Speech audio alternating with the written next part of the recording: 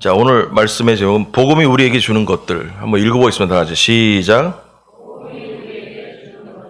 네, 사도행전 26장 13절에서 23절까지 교도하겠습니다. 왕이여, 정오가 되어 길에서 보니 하늘로부터 해보다 더 밝은 빛이 나와 내 동행들을 둘러 비추는지라.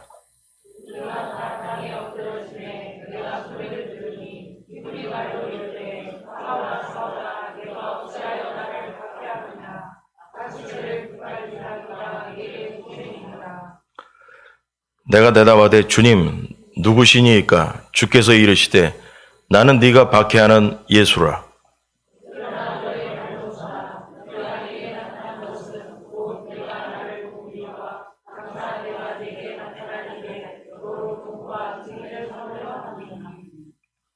이스라엘과 이방인들에게서 내가 너를 구원하여 그들에게 보내어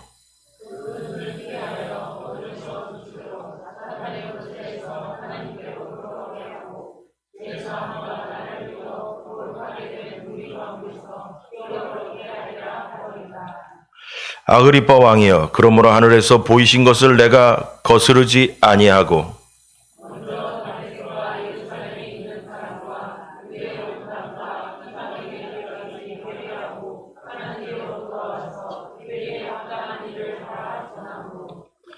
유대인들이 성전에서 나를 잡아 죽이고자 하였으나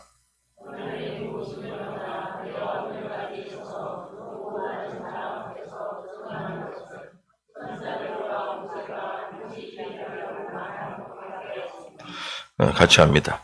곧 그리스도가 고난을 받으실 것과 죽은 자 가운데서 먼저 다시 살아나사 이스라엘과 이방인들에게 빛을 전하시리라 하미니이다 하니라. 아멘.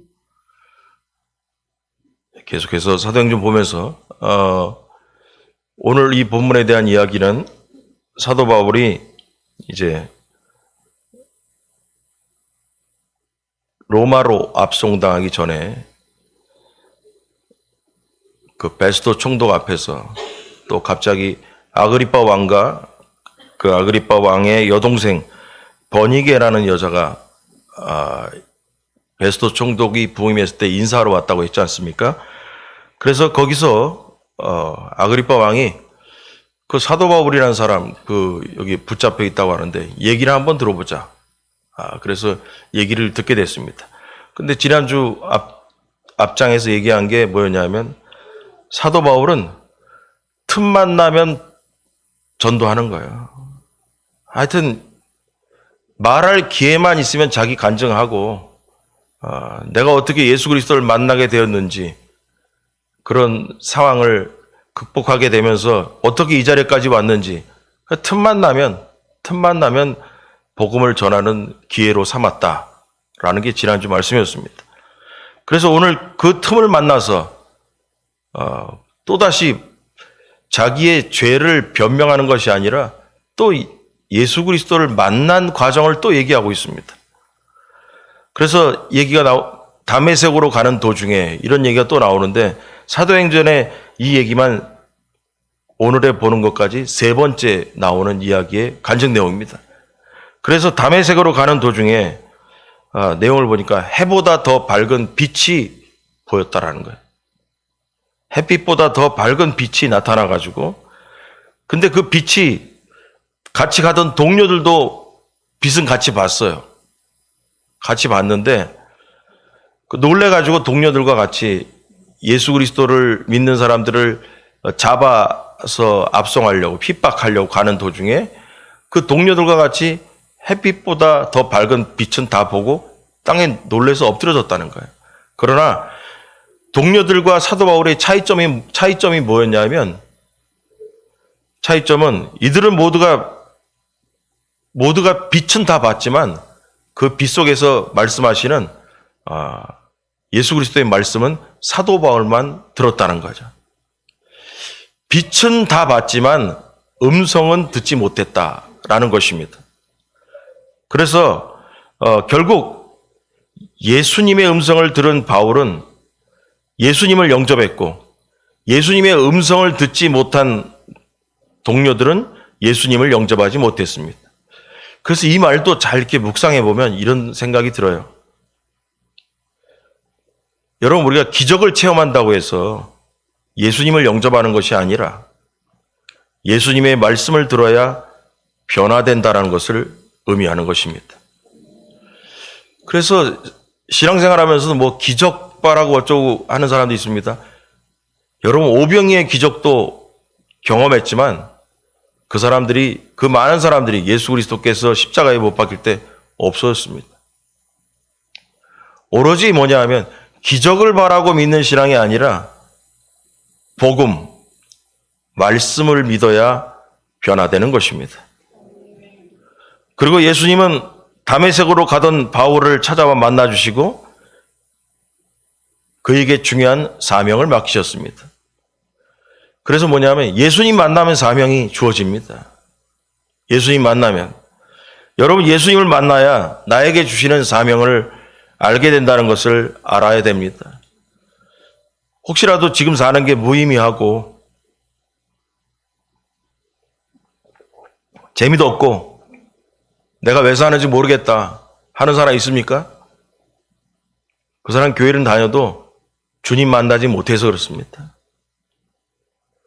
사도 바울처럼 주님 만나야 사명을 알게 됩니다.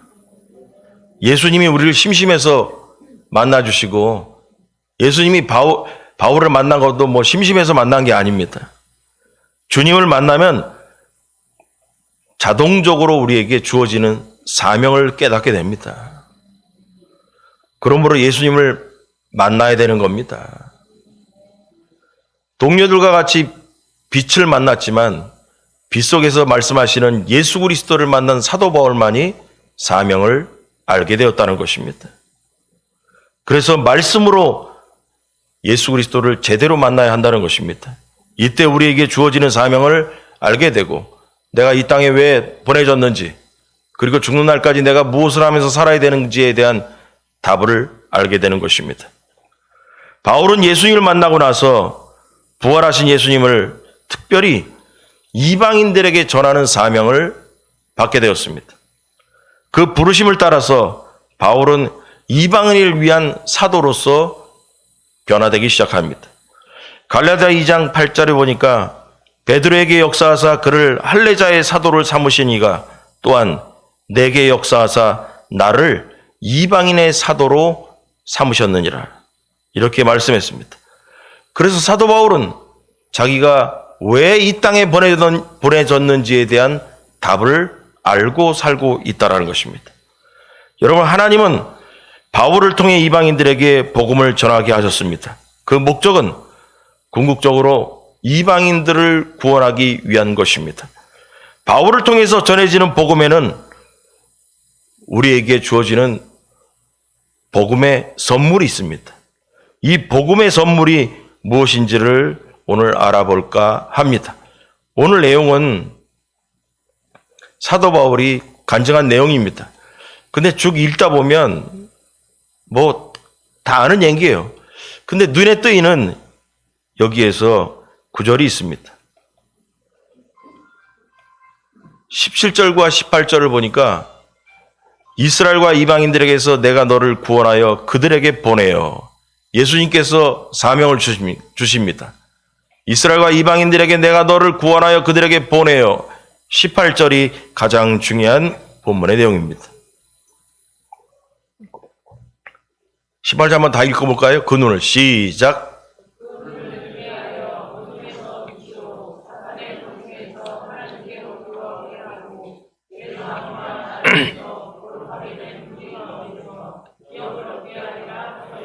아멘.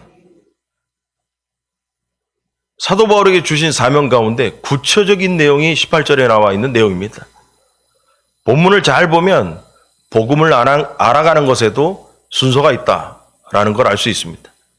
그래서 그냥 이렇게 쑥 읽어가면 안 돼요. 어느 구절이 이 본문에서 중요한 얘기일까? 사도 바울이 얘기하고자 하는 간증 내용 중에서 어느 구절이 가장 중요한 사도 바울을 사명으로 이끌어간 말일까?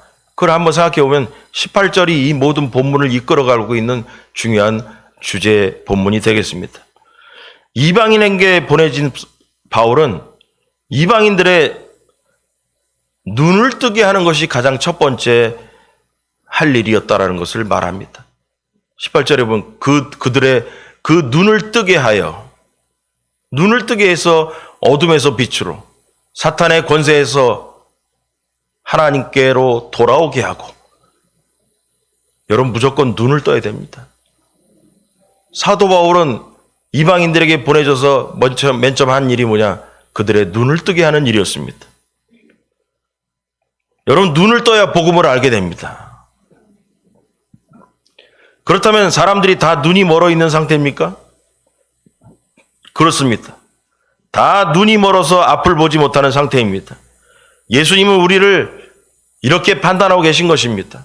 우린 다 눈이 멀었다라고, 세상에 있는 모든 사람들은 눈이 멀었다라고 판단하고 계십니다.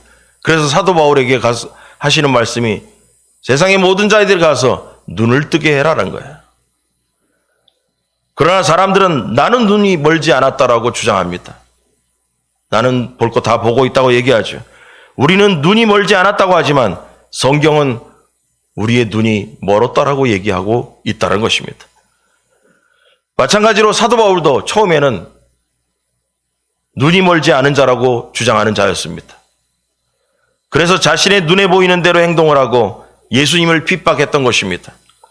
그래서 예수님은 바울의 육신의 눈을 멀게 해서 바울이 정말로 눈이 멀었다라는 것을 깨닫게 하신 것입니다.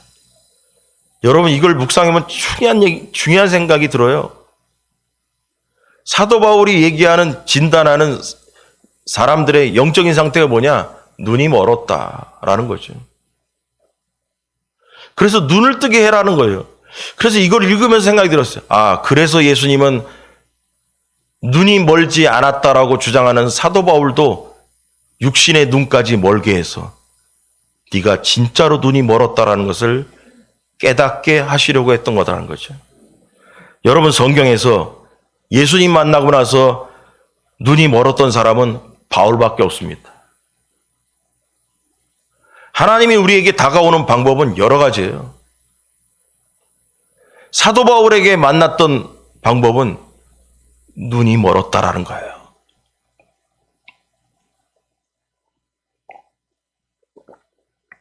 여러분, 각각의 사람들에게 하나님께서 찾아오는 방법이 다르죠. 돈 문제에 집중하는 자에게는 돈도 하나님께서 주장하신다라는 것을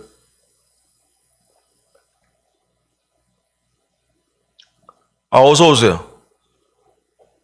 저기 반갑습니다.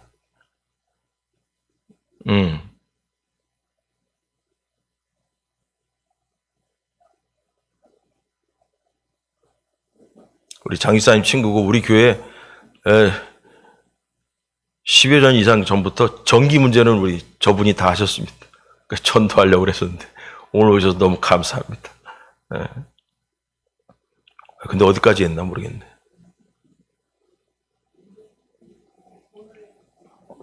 어디까지 했지? 하나님께서 각 사람에게 다가오는 방법이 다르다는 거예요. 이 얘기하면은 그래, 하나님은 나에게 이 방법으로 왔어. 그럼 사도 바울은 눈이 멀게 하는 방법으로 예수님이 찾아오신 거예요. 그러면 이렇게 예수님을 만났기 때문에 사도 바울은 세상을 보는 관점이 뭐냐? 너희는 다 눈이 멀었다라는 거죠. 여러분, 경제의 문제로 예수님을 만난 사람이라면 경제적인 문제로 세상을 볼 때 경제의 모든 문제는 주님이 다 주관하신다라는 관점으로 보게 되죠. 이런 거예요. 그럼 뭐냐면 사도 바울의 간증의 초점 뭐냐? 예수님을 만나는 순간 눈이 확 멀어버렸다니까요. 그럼 깨닫는 거예요. 내가 예수님을 만나야 눈이 열린다라는 것을 이 사람은 알게 되는 거죠. 이 얘기를 하는 순간 여러분이 예수님을 만났을 때의 그 방법, 그 과정을 생각해 보면 나는 어떤 과정을 통해서 예수님이 나에게 다가왔는가를 알 수 있게 될 거예요. 그러면 그 방법 때문에 그러한 상황에 있는 사람을 전도할 때, 말씀을 전할 때도 나도 너처럼 눈이 멀었었어. 네가 지금 눈이 안 먼 것 같지? 그러나 나도 눈이 안 먼 줄 알았어. 눈이 안 멀었기 때문에 예수 그리스도를 핍박하기 위해서 돌아다녔고, 믿는 사람들을 곤란하게 만들려고, 잡아서 감옥에 가두려고 그러고 다녔었지. 그게 나는 눈이 멀었던 거야. 그러나 내가 예수 그리스도를 만나고 나서 눈을 뜨고 난 다음에 이 세상의 모든 사람이 눈이 멀었다라는 것을 그때 알게 되었다라고. 그래서 사도 바울은 얘기하는 거예요.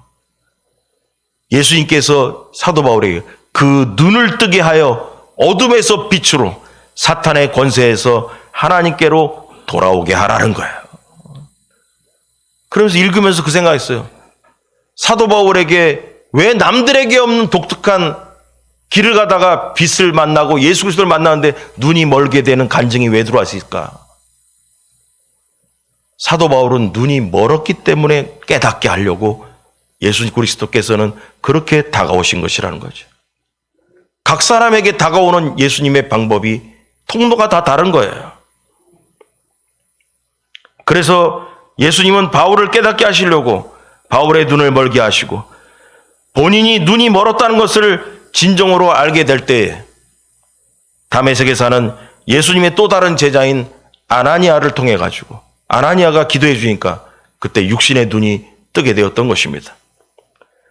그래서 바울에게는 예수님을 만나면 눈을 떠야 한다는 것이 가장 중요한 복음의 첫 번째 과정인 것입니다. 우연하게 바울이 다메섹으로 가는 길에 눈이 먼 것이 아니에요. 다 주님의 계획이 있다라는 것입니다. 그래서 예수님을 믿지 않는 사람들의 영적 상태를 가장 적절하게 묘사하는 표현이 있다면, 주님 만나지 못한 사람은 눈이 먼 사람들입니다. 예수님은 영적으로 무지한 사람들에게 대해서 보아도 보지 못한다라고 표현하고 있습니다. 누가복음에 8장 10절에 보면, 8장 10절 한번 읽읍시다. 시작.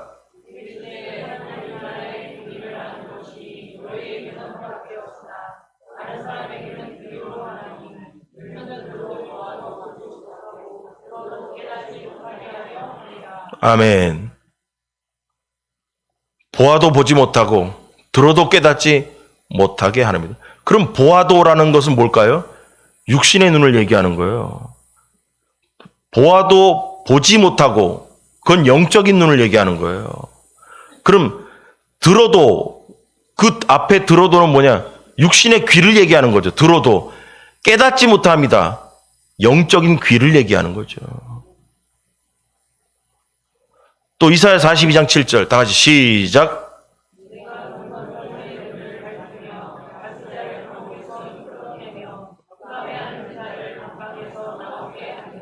예, 이사야서에도 하나님께서는 네가 눈먼 자들의 눈을 밝히며, 성경은 예수 그리스도를 만나지 못한 모든 자들을 눈먼 자라고 얘기하고 있는 거예요.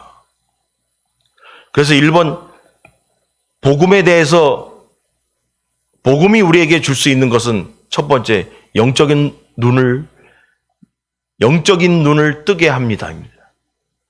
1번 읽어볼까요? 영적인 눈을 뜨게 합니다. 시작. 예.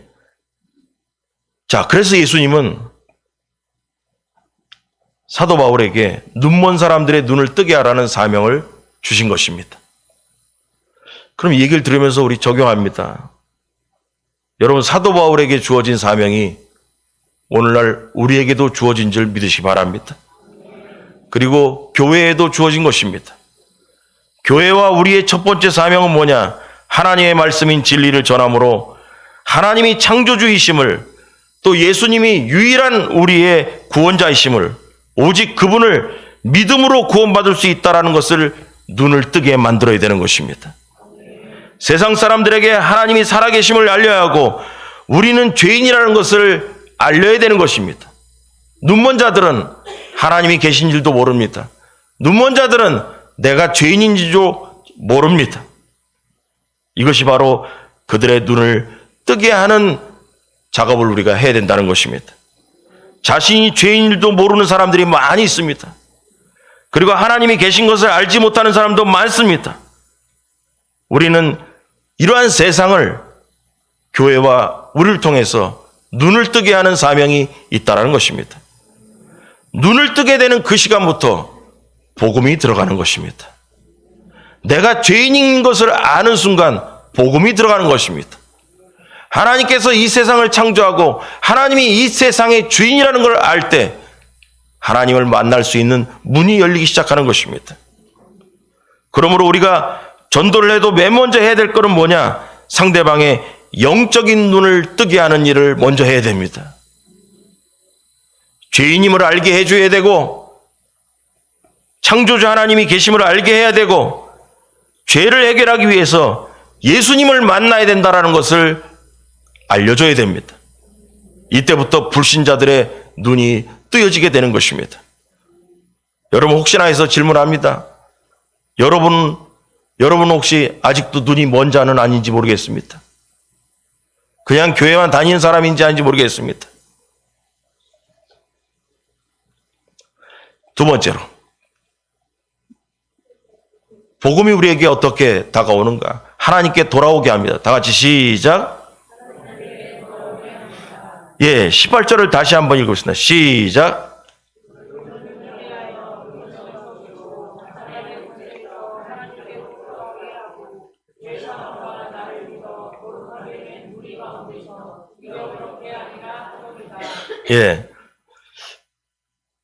첫 번째는 눈을 뜨게 해야 되고요.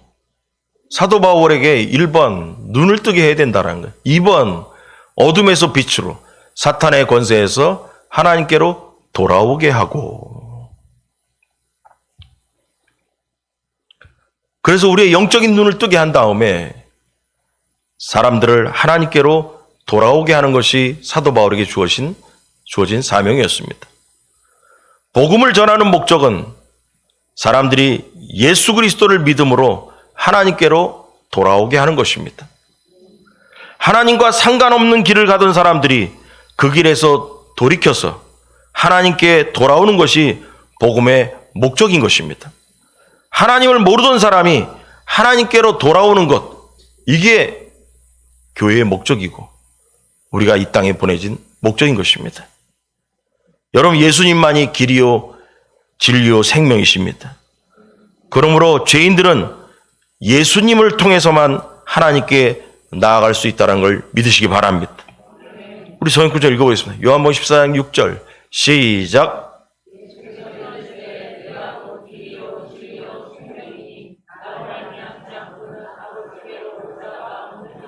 아멘.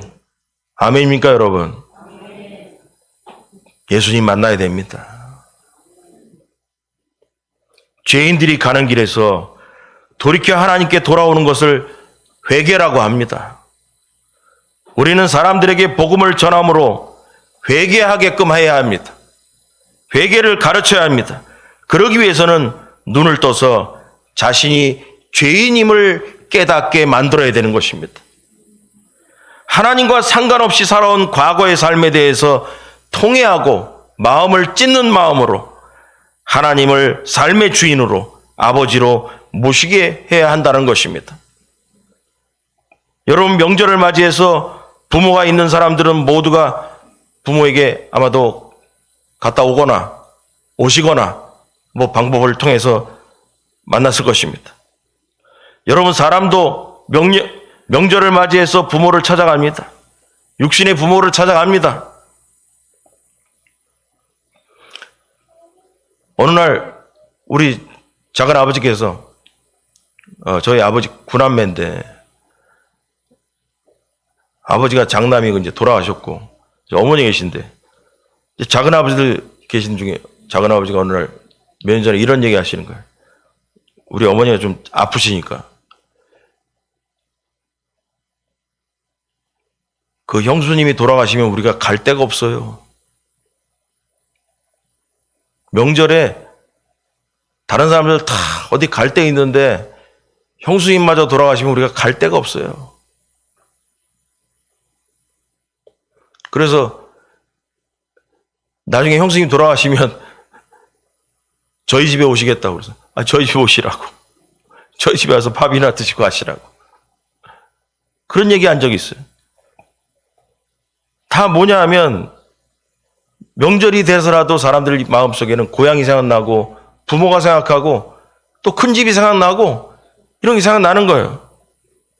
육신의 부모를 찾아서 명절에 고생하면서 찾아가는 시절입니다. 저 이번에 인천 갔다 오면서 6시간인가 걸렸어요. 이런 적이 없었는데 올라가고 내려온 사람이 어떻게 점점 많아져가지고 너무 힘들었어요. 그냥 너무 힘들었어요. 여러분 이 얘기 왜 하냐? 육신의 부모는 찾아다니기 위해서 그렇게 길을 쓰고 고속도로를 오르락내리락 하지만 아직도 우리의 영의 부모인 하나님을 찾아가는 사람은 많지 않습니다. 육신의 부모는 우리가 죽을 힘을 다해서 찾아가지만 우리를 만드신 하나님 아버지는 찾아가는 사람이 별로 없다는 것입니다. 여러분이 하나님 아버지를 찾아가지 않는 인생은 항상 인생이 공고할 것입니다. 인생이 뭔가 허전하고 만족이 없고 행복하지 않을 것입니다. 뭔가 텅 빈 인생을 사는 것임을 알게 될 것입니다. 먹고는 살게 되겠죠. 그러나 인생에 낙이 없어요. 허전한 거예요. 곤고한 거예요. 진정으로 보면 행복하냐? 여러분 밥 먹고 사는 게 행복한 거예요? 그냥 걱정 없는 게 행복한 거예요? 아니에요. 그건 동물들도 그래요. 동물들도 때가 되면 먹을 거 먹고 잘 때 자고 그게 우리 인간과 다를 게 뭐가 있어요? 우리 인간은 그러한 삶을 사는 게 아니에요. 여러분 하나님 앞에 돌아오십시오. 하나님의 품으로 완전히 돌아오기 바랍니다. 왜 이런 생각을 했냐면 이런 거예요. 인천에 지금 어머니께서 재활병원에 계시는데 저는 어떻게든지 오랫동안 병원에 계시게 하고 싶은데 그냥 나오려고. 근데 얼굴은 여태까지 중에 가장 좋아요. 병원에 있을 때가 제일 좋아요. 그래서 2월 달까지만 계시고 있다가 이제 지금 한 4개월을 병원에 계셨는데 수술한 이후에 또 그래서 2월 달에 이제 나오시기로 했는데 재활병원에 갔더니만 가족들이 많이 찾아오니까 면회 시간이 30분씩 딱딱 끊어져 있어요. 30분 되니까 그 아줌마가 와서 그냥 휠체어 끌고 그냥 가버려요. 그냥 안녕히 가세요. 그냥 끌고 가버려요. 그냥 뭐 더 있지도 못해요. 여러분 만나고 왔는데 휠체어에 앉으셔가지고 저희 아이들 이제 셋하고 며느리 이렇게 해가지고 갔더니만 작은아버지도 오시고 그래가지고 갔더니만 우리 애들을 다 반가워하시면서 휠체어에 앉아가지고 다 한 사람 한 사람 다 안아서 이렇게 껴안고 있는데 그렇게 좋아하시더라고요. 안고 있으면서. 여러분 저는 어머니를 안고 있질 않았지만 우리 애들이 다 가서 앵기고 해서 다 그냥 옆에서 보고 있었으면서 생각했어요. 설교 준비하면서 그런 생각했어요. 여러분 하나님의 손만 잡지 말고 하나님의 품에 안기는 신앙생활 하시기 바랍니다.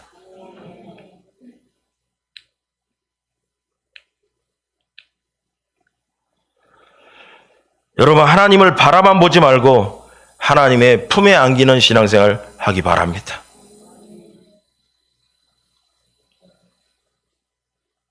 그 즐거워하는 얼굴을 제가 봤어요. 어머니 얼굴을 봤어요.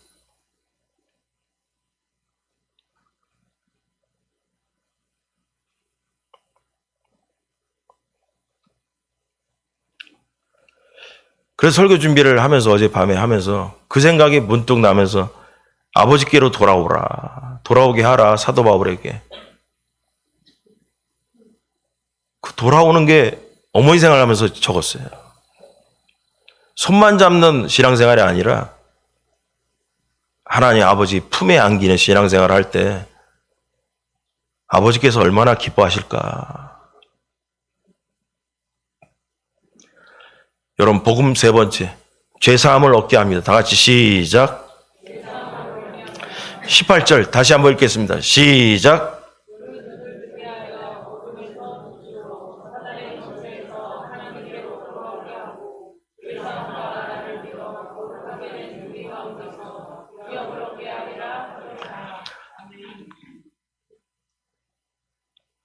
여러분 눈을 뜨게 하고 하나님께 돌아오고 나면 우리는 죄사함을 얻게 됩니다.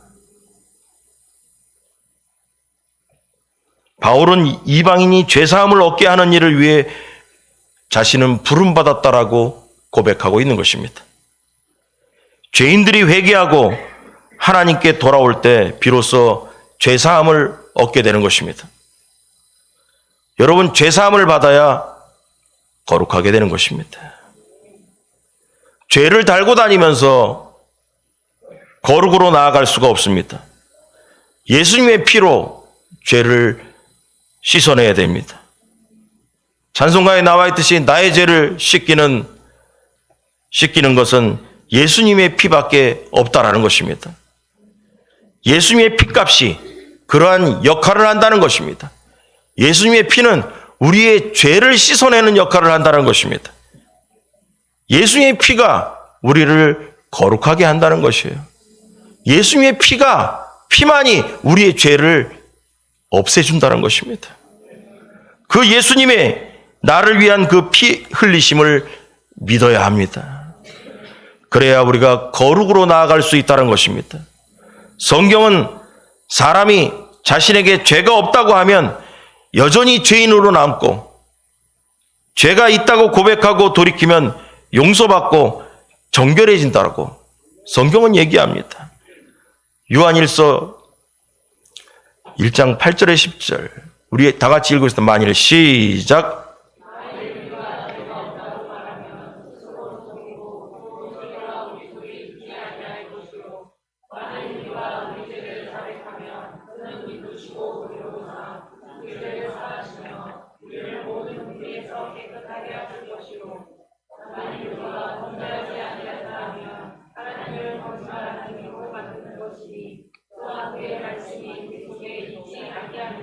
아멘.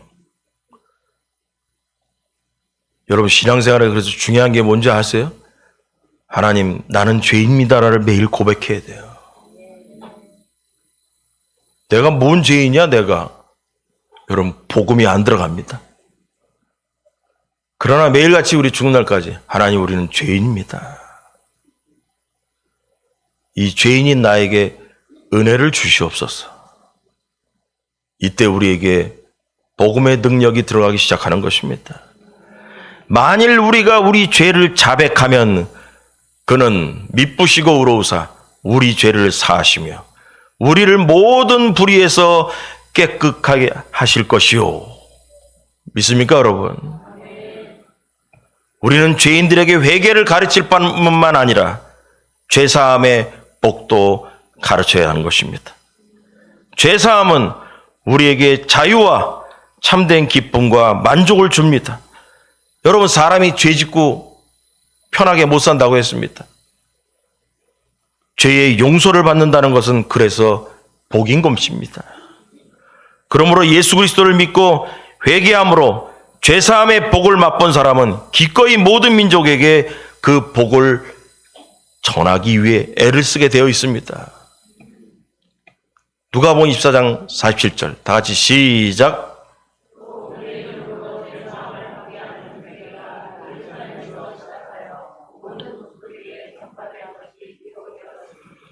여러분 복음이 저절로 전파되는 것이 아닙니다. 죄사함의 복을 받은 사람들이 전하기 때문에 전파되는 겁니다. 복음이 밑에 발이 달린 거 아니에요. 복음의 죄사함의 복을 받은 사람들이, 그 사람들이 복음을 전하러 세상을 전파하러 돌아다닌다는 거예요.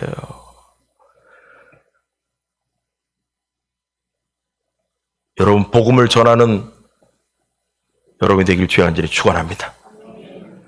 마지막으로 믿음으로 기업을 얻게 합니다. 다 같이 시작. 18절 또 읽어보겠습니다. 시작.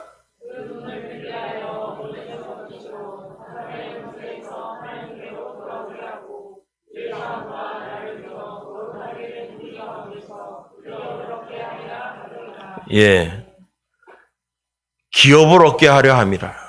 얻게 하리라. 기업. 여러분, 기업이라는 말이 약간 어려워요. 중소기업, 뭐 대기업, 뭐 그거밖에 우리 머리에 안 떠오르는데, 저는 항상 제 어렸을 때 생각을 하면서 평신도들 관점을 생각해봐요. 제가 신학을 하기 전에 생각을 하면서, 왜 기업이란 말을 성경에 써가지고 번역을 해서, 기업이라 하면 중소기업, 대기업밖에 더 기억납니까? 그거 안 써요. 기업이란 얘기. 쉽게 얘기하면 유산이라고 생각하면 되겠습니다. 쉽게 얘기해서 바꾸는 거예요. 그러한 선물, 그러한 유산을 얻게 하려 함이라. 이렇게 생각하면 되겠습니다. 바울은 이방인이 하나님의 백성이 되는 유일한 방편이 믿음이라는 걸 얘기하는 거예요. 나를 믿어 거룩하게 된 무리 가운데서 기업을 얻게 하리라. 여러분, 하나님은 유대인과 이방인을 차별하지 않으시고 모두를 하나님의 백성으로 삼으시는데 믿음만을 유일한 조건으로 제시하고 있는 것입니다. 하나님은 유대인과 이방인 사이에 높은 장벽을 넘으시고 이방인들에게도 구원의 문을 활짝 열어주셨습니다. 이방인들은 유대인이 되지 않고도 믿음으로 하나님의 백성이 될 수 있게 한 거예요. 믿음으로 하나님의 백성이 되는 게 바로 기업입니다. 믿음으로 하나님 나라에 들어갈 수 있게 된 것이 바로 기업입니다. 그게 우리에게 주어진 유산입니다. 선물입니다. 여러분, 유대인처럼 할례를 받지 않아도, 제사를 드리지 않아도, 정결의식을 행하지 않아도 오직 예수 그리스도를 믿음으로 하나님 나라의 백성이 되어서 그 나라를 기업으로 받게 되는 것입니다. 우리가 하나님 나라 천국에 들어갈 수 있는 게 바로 기업을 받게 된 거예요. 여러분, 지금까지 복음에 대한 과정을 짧게 얘기했습니다. 1번이 눈을 떠야 됩니다. 영적인 눈을 뜨게 해야 됩니다. 복음을 통해서. 우린 사람을 만날 때마다 영적인 눈을 뜨게 해야 됩니다. 두 번째로 하나님께 돌아오게 해야 됩니다. 세 번째로 죄사함을 얻게 해야 됩니다. 네 번째로 믿음으로 하나님 나라의 기업을 얻게 만들어줘야 됩니다. 할렐루야. 여러분, 이 사명이 바울에게만 주어진 것이 아니라 2000년 전에 바울에게 예수님께서 다메섹에서 만나서 예수님께서 주신 것, 그것만이 아니라 오늘날 이 시간 우리에게도 주신 사명인 것입니다. 여러분, 우리가 사도 바울이처럼 비록 눈이 번쩍해가지고 멀지 않았지만 저는 그렇게 하고 싶지 않아요. 여러분, 사람 중에 이런 사람들이 있어요. 가끔 나도 사도 바울처럼 극적인 하나님의 만남이 있으면 난 싫어. 난 그냥 쉽게 예수 믿으면 믿었지. 눈이 하나 멀어가지고 어쩌다가 난 그런 거 당하고 싶지 않아. 어쩌다가 교통사고로 당해서 죽을 뻔한 사람을 가지고 난 그러고 싶지 않아. 사지 멀쩡하게 예수 믿는 게 복입니다. 에? 사도 바울처럼 극적인 거 원하지 마세요. 그게 뭐가 부러워요? 자연스럽게 신앙생활하는 게 복인 것입니다. 여러분, 하나님께서 우리를 사도 바울에게 주신 사명을 우리에게도 주신 줄로 믿고 세상 끝날까지 복음의 일꾼으로 사역하길 주의 이름으로 간절히 축원합니다. 기도하겠습니다.